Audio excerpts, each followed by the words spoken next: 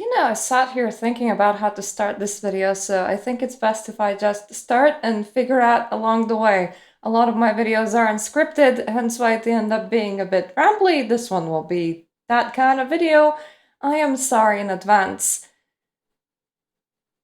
I thought a lot about the kind of articles that have been bombarded my feed over like a very vague period of years.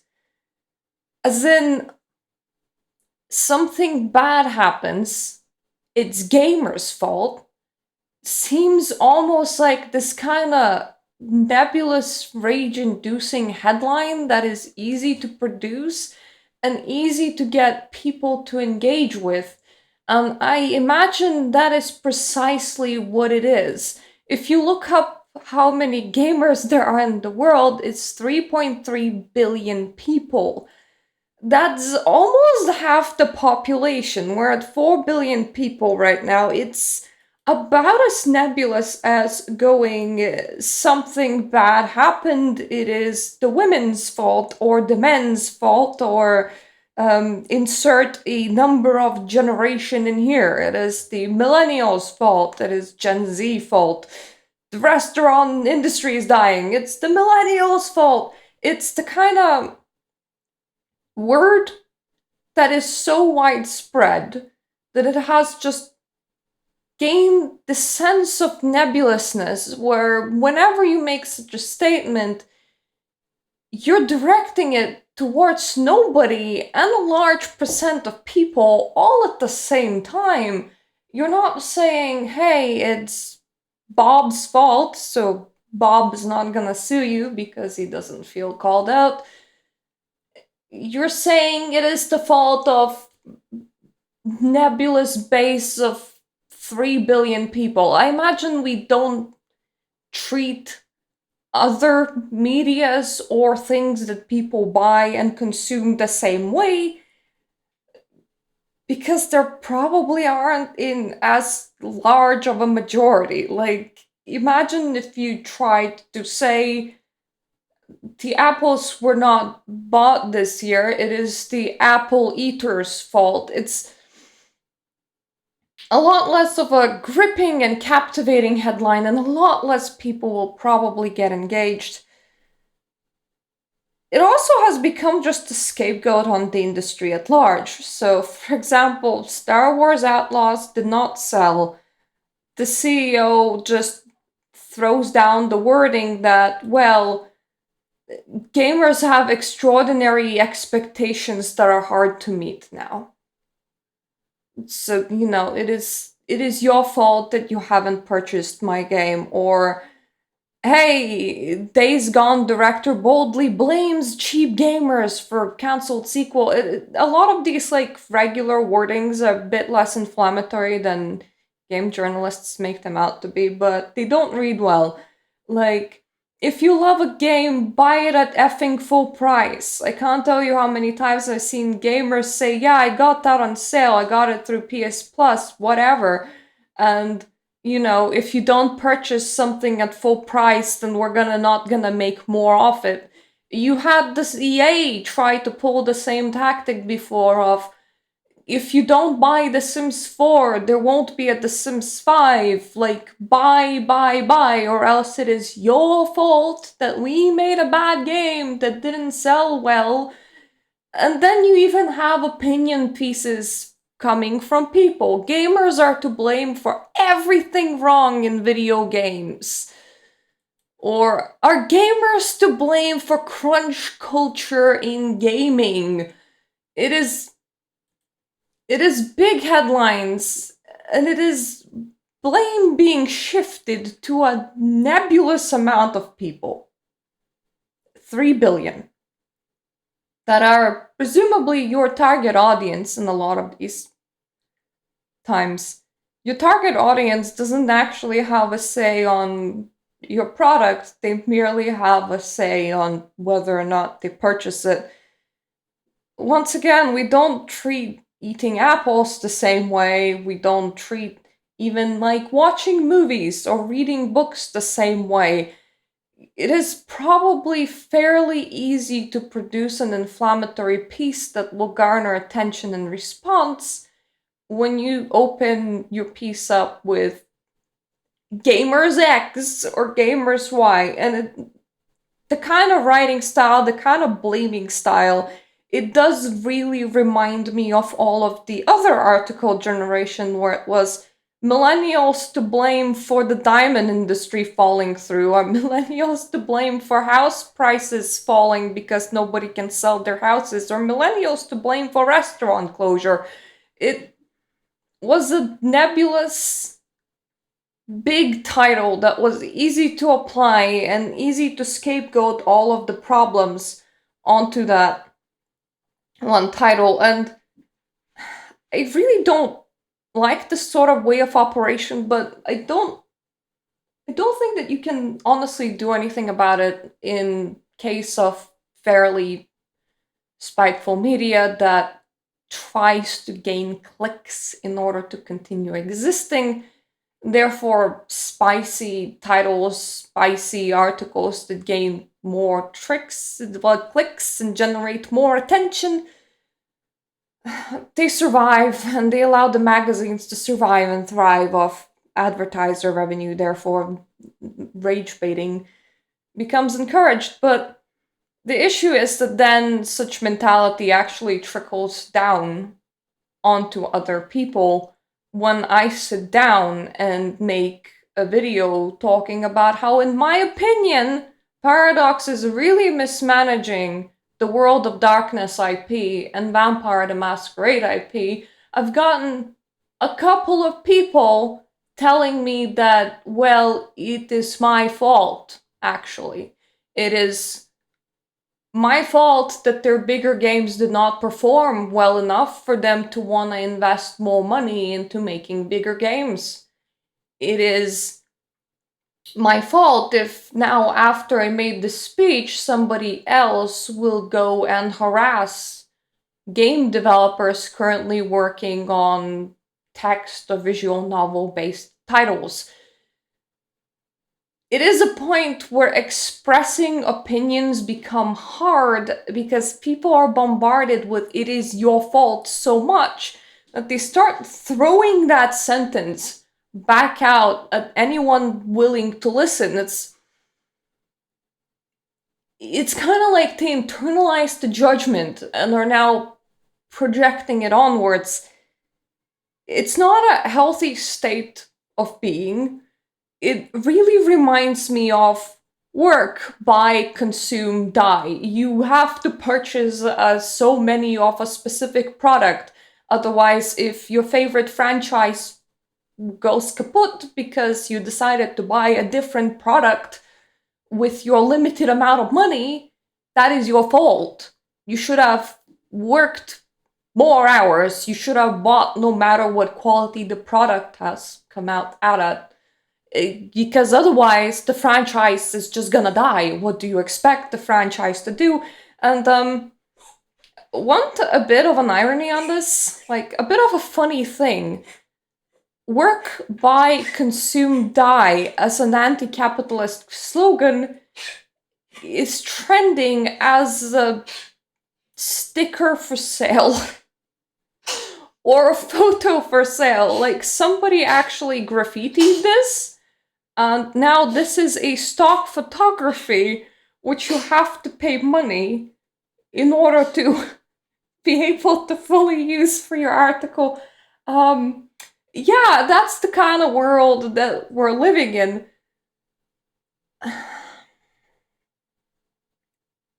All of the rage and all of the hatred and all of the "it's your fault" articles won't do anything but spread bad vibes.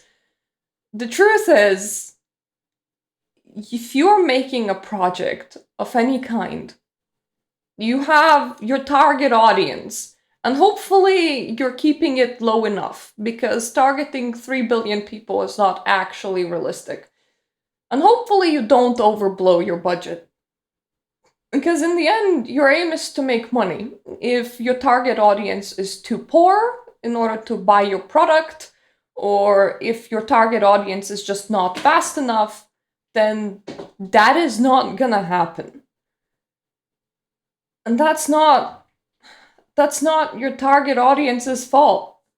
We live in a world of oversaturation. I found this like statement in a Kotaku article when they believe that it is a bad thing because, well, they can't review that many games. Any given day, there is about 50 games releasing on Steam. That is the amount of competition that you have. It's not just the AAA titles, it's not just the big title releases that go to like game awards. It is every single one of these projects, of these products. It is your competitor. You are not selling water in a desert. If anything, you have a desert man passing through numerous stores of water bottles.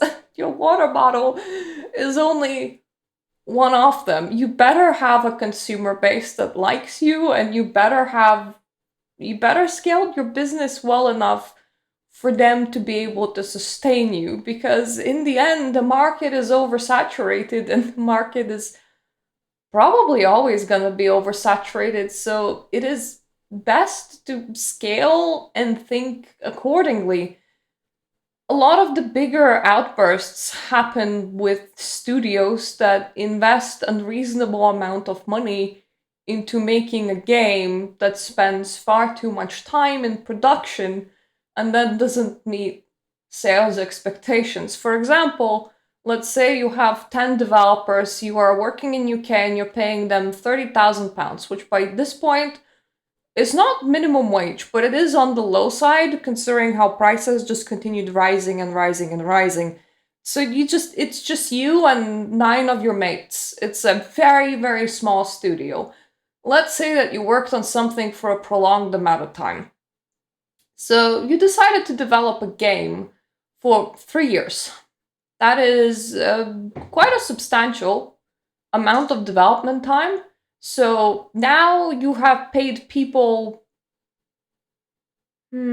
about £900,000 in total in those 3 years. If you're selling your game at £10, you need to sell 90,000 copies to break even.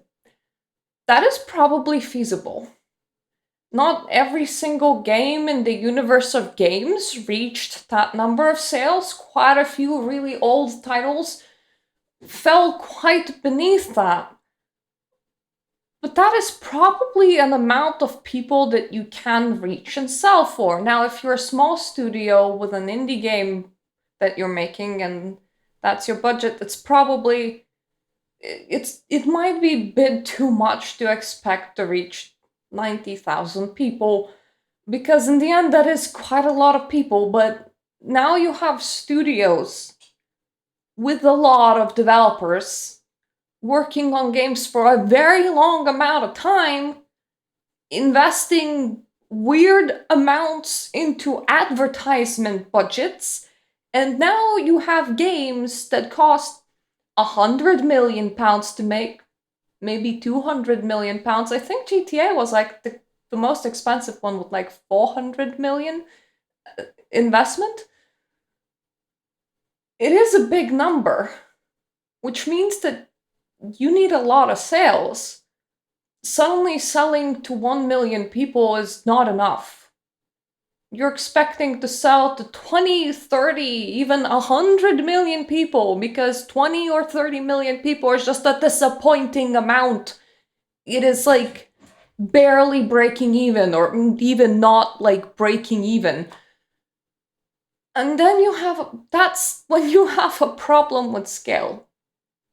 Because appealing and appeasing 100 million people is a big job. It is not the kind of job that every single game studio out there should go out and try to do. It is very risky business. It is why you see so few MMOs come out, because their development time tends to span like almost a decade. Like, it's a long one. And now you see an influx of games that got stuck in what, game developer hell? And where 10 years invested becomes like the normal cycle, 5 to 10 years. The amount of people that you need to please in order to get your investment back on a game like that, way too huge. Now put in investors on the line. They're expecting returns, and they don't just expect you to break even, they expect you to provide quite a bit of money back at them for giving you that initial investment, for giving those initial funds. So now you need to sell even more copies. In the end, it becomes really unsustainable, because once again, you're selling water in a water bottle store. People aren't that thirsty. They have water everywhere, water all around them, water for days. They're standing in water right now. It's just water up to an ankles. And you're telling them that they must buy your water in particular, or else you're gonna throw an internet tantrum. And because you're throwing an internet tantrum to 3 billion people, it becomes a rather popular internet tantrum and gives clicks for all of the mass media covering your little internet tantrum. And the industry moves on. I don't know how we get out of this hole. It's not a good hole. I'm gonna say this. If you see somebody unhappy with a product and you're not being paid by the product, leave the person be. If it is a product that you really care about, that you want to succeed and that you want to survive, I understand. But also, you're not doing anyone favors, and you're doing all of that harassing of people for free. That does not serve anybody. The person that you're talking to is not gonna just suddenly change their mind about their like or dislike for a specific product, because chances are they tried it or they found bits and pieces that make them entirely not want to purchase it and try it. So you just shilling for a product that's not, it's not making it any tastier. It's kind of like having an evangelical person at your doorstep. We all have heard of Bible by this point, probably. We're not inside your religion. We are probably not inside of your religion because we don't want to be, not necessarily because we don't know about it. If you're CEO, it is likely very unwise to attack your primary audience. I understand that you're frustrated that you did not meet the sales expectations and you really need a scapegoat right now. But it doesn't look good on you. And, you know, if you're a game journal, it absolutely makes sense to just cover all the outbursts, because it will get all the angry clicks in the world, and you're probably gonna be like one of those 1,000 surviving journalists that still get to keep their job for one more day, just turning out endless articles that produce endless rage bait in order to get food on your table for one more day. It is a hell of a system. I don't know what to tell you. Nobody wins in this. It's just how you navigate it. I suppose I wanted to make a video on this because it's just such a bombardment, man. Like, it is just a really prominent thing that I see quite often. And just angry developers on Twitter, well, X, formerly Twitter. CEO says this, CEO says that, somebody else misspeaks, and once again, we're suddenly to blame for the house market crashing. How we got here, don't know. Just kind of a pretty shitty system for everybody to navigate, and we're all navigating it the best that we can. So thank you for listening to this rant. I hope you took away something useful. I tried to sum up its main points right at the end, but if I was to give a too long didn't read, gamers is a very nebulous word that describes 3 billion people at this point, which allows you to blame them for a whole bunch of things that they don't actually have influence over, or just express your rage at the fact that you couldn't manage your game spending very well and did not attract quite the amount of audience that you expected to attract. And then because it is such a big number of people, covering these kind of outbursts becomes a very profitable business, which encourages people to cover more outbursts. I don't want to say that it encourages more outbursts because I can't imagine that it's profitable for those people, but it definitely encourages people to cover more outbursts, which in turn makes people walk around with weird amounts of anger and internalized guilt, I want to say, that then they project outwards by going, it's your fault my favorite franchise did not succeed, because if only you purchased the thing that you found to be mediocre and wasn't actually happy about it, more things would come out into that franchise that I care very much about. So it is on you entirely, person that's making a video on YouTube, and also a large amount of other people that also did not buy this particular product. It it's quite the cycle, and it's not a very good one. And we break out of it by being more mindful of things that we say online, especially if we are in charge of very big franchises. So talking down to your consumers will never go down well. Managing your budgets a lot better, and perhaps downscaling your games. Quadruple A is a heck of a title to give, and I have seen some companies just throw that one around. And you're implying that you're spending an unreasonable amount of money on a project. It's not very likely to give you the return that you want, because once again, you're making a very big project, you're throwing a very large amount of money at it. It's just gonna be a very hard investment to collect back upon. Yes, the audience technically is big, 3 billion people that you can advertise to, but realistically, realism should kind of step back into the picture, and realizing that, having to meet sales expectations of 50 million copies or bust, or anything lower than that, is not acceptable. It's probably not the best kind of viewpoint to set out with. It's probably setting you out for failure by the time that you're raging at other people or throwing random remarks at this nebulous term gamers. It's probably a bit too late for that, but definitely something went too big, something went fairly mismanaged, and reception was what it was, and now you're standing in front of your investors trying to give excuses as to why they're not getting their money back. It's not a nice place to be, but be very mindful about what you say in those moments, and perhaps take it as a lesson of, moving forth.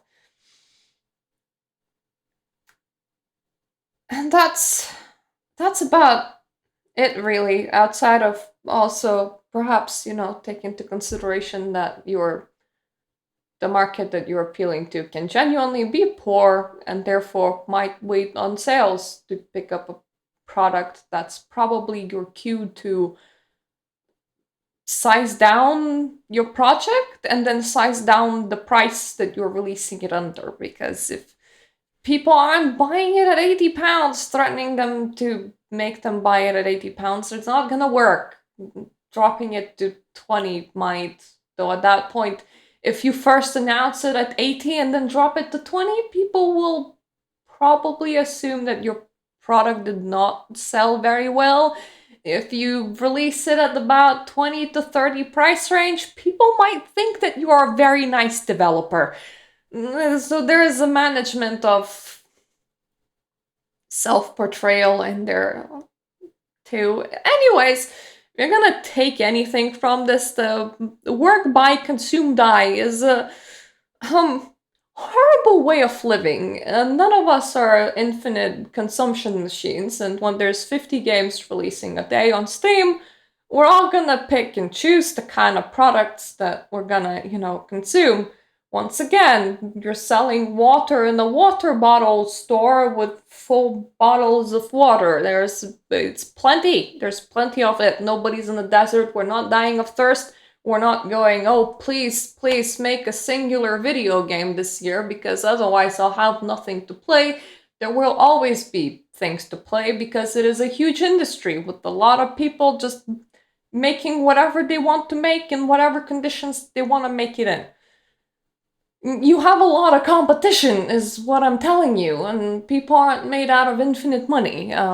People are made out of very limited money. You should probably size that expectation down to there. And still can't help but find it funny that anti-consumerist message work, buy, consume, die is being sold as stickers, and the message being graffitied on a wall has been made into a high-res stock photography, which you need to pay in order to remove the watermark off. That reflects everything perfectly, actually. In a nutshell, this is exactly what it is. I don't know, meet me under the bridge. We're gonna stare at raindrops fall and forget the world and social media and all other nonsense for a while and just, I don't know, be goth and look cool. That would do a lot of people a lot of good. Anyway, thank you for watching. If you're still with me 28 minutes in, I am very bad at goodbyes. I tend to say goodbye for 10 minutes straight, apparently. If you have any opinions, please explore them in the comment section down below. I do appreciate the algorithm. I am a very poor person that struggles with survival. This could actually fund some amount of me would be very happy about that. And also thank you for my wonderful Patreon subscribers for supporting this channel and letting me continue to make videos where I just ramble on and on and on as if it's one endless streams of words that are never gonna stop. I am not gonna put the links to the articles that I used in this video down below, because the whole point of using them was not to point at a specific event in time, but to be like, yeah, I see them fairly often as just on my feed. I don't really like it, honestly. It does a lot of times, it feels like rage bait. A lot of times that is what it is. Or some person being unreasonably angry, misspeaking, angering their audience further and losing even more sales. Either way, it's not a good place to be. But thank you for watching. I hope I'm gonna see you the next time. If you like my videos, please subscribe. If you're not sure, just go around and check out other videos of mine. I have some fairly underwatched ones, like my streams.